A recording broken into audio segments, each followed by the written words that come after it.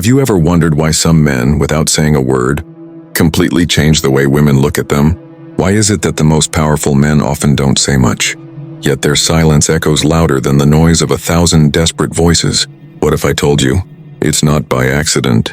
There are secrets, hidden codes of power that these men live by, and most men will never know them. Why? Because they don't read Marcus Aurelius. They don't study Stoicism, and they certainly don't understand that attraction is not given.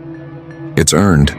In this video, I'm going to reveal 5 secrets every powerful man keeps from women, and by the time we're done, you'll never look at yourself the same again, and neither will she. Before we dive in, if you're tired of weak modern dating advice, and you're ready to master your love life the Stoic way, subscribe to this channel right now and like this video, because what you'll learn here will change your entire mindset about women forever. Also, don't just skip to the good part. This entire video builds like a story, and if you miss one piece, you might miss everything. Let's begin. Story time. There's an old Roman story about Marcus Aurelius.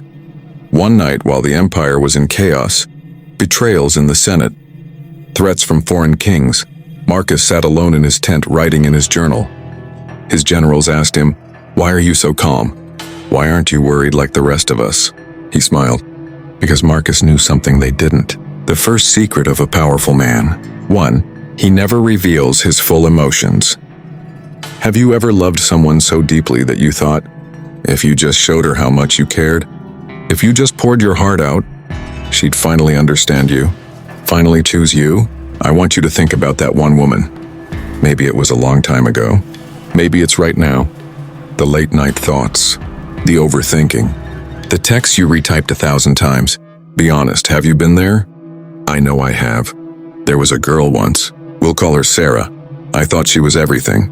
I thought if I just tell her how I feel, she'll see how different I am.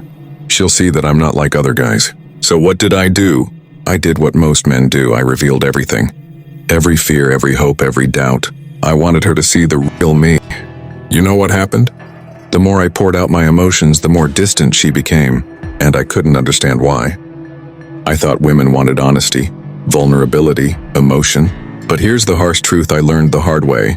Women don't fall for emotion. They fall for strength. And strength doesn't mean pretending to have no feelings.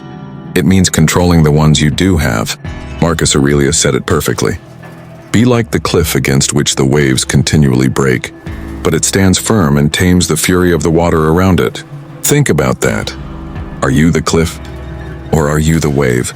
See, women are emotional by nature. That's not an insult, that's a compliment. They want a man who's like a lighthouse in the middle of a storm, unshaken, calm, controlled. When you reveal everything too soon, you don't become attractive. You become another emotional weight she has to carry. And here's the crazy part. Sometimes women will test you emotionally. They'll poke. They'll press your buttons, not because they're evil, but because deep down, they want to know, can this man handle me? Can he handle life? The moment you fall apart, the moment you text her paragraphs explaining how much you love her and how confused you are, she already knows the answer. But when you sit with those feelings, when you learn to feel them but not react to them, that's when you become dangerous in the most attractive way possible. Now I want you to ask yourself right now, who's that woman in your life? Who's the one you gave too much to? Or maybe you're about to. Don't let her discover you slowly. Let your strength speak first. That's what makes powerful men different. They don't hide their emotions. They master them. Remember this, the man who controls his emotions controls the room, and more importantly, he controls her heart. 2, he keeps his real purpose hidden. Have you ever told a woman about your dreams? And instead of being impressed, she just kind of nodded and moved on?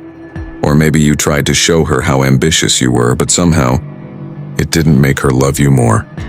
Why does that happen? Let me tell you a true story. There was a time in my life where I thought the secret to attraction was telling women how big my dreams were. I'd sit across from them on dates and talk about everything I was going to build, the money I was going to make, the success I was planning. I thought if she knows I'm ambitious, she'll see that I'm the one she should pick. But guess what? The more I talked, the more I noticed something. They didn't get more interested. They got bored. Why? Because powerful men don't talk about it. They become it. Look around you. Every guy talks. Every guy says he's working on something. But you know what's rare? The man who's too busy doing to explain. Marcus Aurelius didn't walk around telling everyone he was writing meditations. He didn't give speeches saying, "Hey, I'm trying to be a better man." No, he just was. He knew that purpose is sacred. Purpose is not something you pass around to impress people. It's something you protect. When you talk too much about your goals before they're real, you leak your power. It's like telling everyone you're going to win the championship before you've even played the first match. And here's the worst part. The moment you talk too much about your goals, you start believing that you've already earned them. And what happens then? You stop grinding as hard. The hunger fades. Here's the deeper truth most men will never understand. Mystery is more powerful than promises. When you don't explain everything about yourself, when you don't tell her your whole life story in the first few dates, what happens? You create curiosity, and curiosity is the engine of attraction. Right now, think about that one girl you liked. Did you ever overshare? Did you ever spill your plans too soon hoping she'd be impressed? Now think of a time when you kept your focus quiet. Did you notice how people, even women, leaned in when they couldn't fully figure you out? Remember, talk less, do more. Let her wonder about you. Let her feel that something is driving you, but let that something stay yours. You don't owe anyone the map to your mission, and the more you protect your vision, the more powerful you become, not just to her, but to yourself. Real power isn't loud, it's silent, and that silence makes her lean closer. He understands that mystery is magnetic. Have you ever been obsessed with someone, not because of what they said, but because of what they didn't say? Think about it for a second. It's not the full story that pulls you in, it's the mystery. Now let me tell you something most men don't realize. When you reveal everything about yourself to a woman, too quickly, you don't become closer. You become predictable, and predictability kills attraction. I want you to remember this moment right now, because I know you've been here. You meet a girl. She's beautiful. You like her vibe. You want to impress her, right? So what do? You start telling her everything. Your plans, your fears, your last relationship, what you ate for breakfast last week, all of it. Why? Because you think that connection is built through explanation. But real connection? It's built through curiosity. Let me give you a story that'll hit home. There was a girl I dated years ago, stunning, funny, smart, and I'll never forget this one thing. She said to me when we first started getting close, she said, "I don't know what it is about you, but I can't quite figure you out. And that's what's driving me crazy." That's when it hit me. It wasn't the clever jokes. It wasn't the compliments. It wasn't even the looks. It was the mystery. It was the fact that I wasn't like every other guy trying to spill his whole life in the first two conversations. See, the unknown creates emotional tension. And tension is the foundation of attraction. Why do you think people get addicted to mystery movies? Why do you think cliffhangers work so well? Because the unfinished story keeps you coming back. The same thing happens with women. When you become a mystery, you trigger a part of her mind that wants to chase. And don't get it twisted, I'm not talking about manipulation here. I'm talking about natural psychology. Right now, I want you to be honest with yourself. Have you been too easy to read? Have you been answering texts too fast? Have you been posting your whole life on social media hoping she notices? What happens to things that are easy to get? They get taken for granted? But when you make her wonder about you, when you show up rarely, not out of arrogance, but out of purpose, you become like gold in a world full of cheap metal. Women don't fall for what's explained. They fall for what's uncertain. Remember, the man who gives it all away too soon becomes ordinary, but the man who moves with mystery becomes irresistible, for he doesn't need to be chosen. Have you ever been in a situation where you liked a woman so much, you started to feel like you were auditioning for her love? You started changing the way you texted. You started wondering, what should I say so she'll like me more? You weren't just being yourself anymore, you were performing. And let's be real, it feels exhausting, doesn't it? I know, because I've been there too.